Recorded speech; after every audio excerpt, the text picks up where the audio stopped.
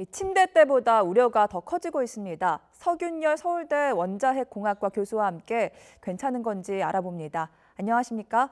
네, 좋은 아침입니다. 네. 그런데 좀 안 좋은 소식이 들려오고 있습니다. 지하수에서도 라돈이 나왔습니다. 우리 동네 지하수는 괜찮은 걸까 걱정이 되는데 혹시 더 특별히 위험한 지역이 있을까요? 사실 이게 그 황암 같은 데서 많이 나오게 되는데요. 우리나라가 일반적으로 이 지대가 많습니다. 그래서 일단 우리나라 지도를 보면 한 45도 각도로 해가지고 거의 그 안전지역이 없어요.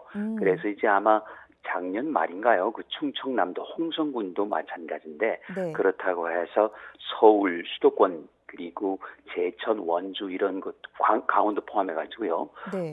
안전지역은 없다고 보시면 되죠.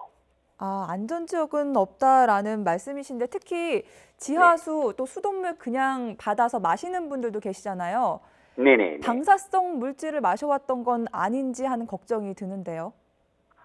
기본적으로 저기 허용치라고 하는 게 있는데요. 물 1리터 드실 때 예를 들어서 방사선이 148개가 나온다. 148 베크렐이라고 하기도 하는데요. 네. 그런 정도를 초과했는지를 사실은 지나간 다음에는 확인할 방법은 없는데요.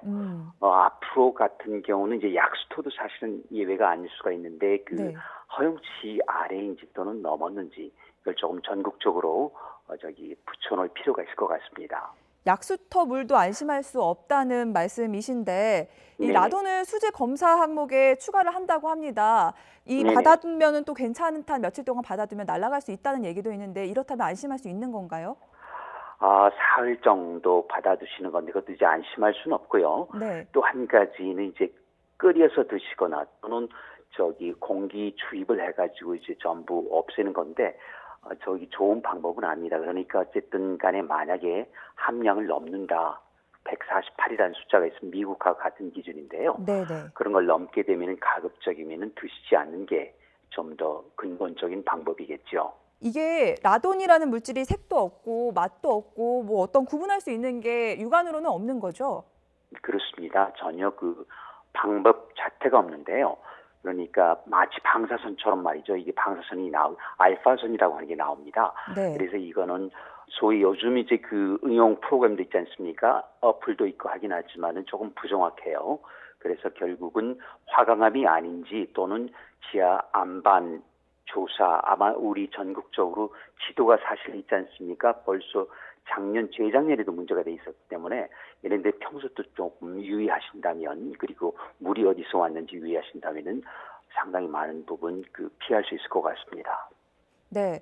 우리가 몰랐던 사실을 이번에 알게 된 건데 라돈 말고 다른 문제가 네. 되는 방사성 물질은 또 없을까요? 당연히 있죠. 조금 낯설게 들리시겠지만은 물에는 우라늄도 있고 토륨도 녹아 있고 네. 라듐도 있고 그래요. 그리고 굉장히 또 낯선 토론이라는 것 물질들이네요. 그렇습니다. 그래서 이런 것들이 있긴 하지만 역시 가장 위해 물질 건강을 해치는 거는 발암 물질, 1급 발암 물질 아니겠습니까?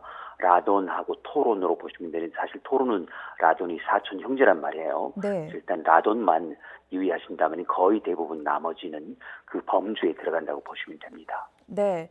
일단 수돗물 그대로 마시는 것보다는 끓여서 마시는 게 더 낫다라고 말씀하셨는데 생수도 네. 좀 궁금합니다. 지하 네. 몇백 미터 안반수 이렇게 광고하는 생수들도 많거든요. 이런 건 괜찮을까요?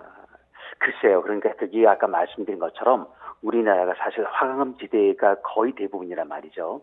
그래서 조금 불행하지만 해석하게도 그 안전지대는 기본적으로 없다. 그리고 사실 그 수맥이 다 연결되어 있단 말이에요. 그래서 한 지역에서 드시겠지만 그렇지만 그 지하수가 어디서 스며왔는지 그것도 알 수가 없죠. 그래서 네. 가급적이면 앞으로 이런 환경 규제, 물론 생활안전법, 방사선법 말이죠. 있기 때문에 좀 더 규제를 강화해서 어제 오늘 이야기가 아닙니다. 이게 한참 또 잊혀지다가 또 다시 나타나고 하는데 이런 거를 근본적으로 정부 차원에서 차단하는 게 더 급선무라고 할 수 있겠죠. 네, 알겠습니다. 앞으로 수질 검사도 더 강화해야 될 것 같고요. 마시는 우리도 좀 주의를 해야겠습니다. 서균열 서울대 원자핵공학과 교수였습니다. 감사합니다. 고맙습니다.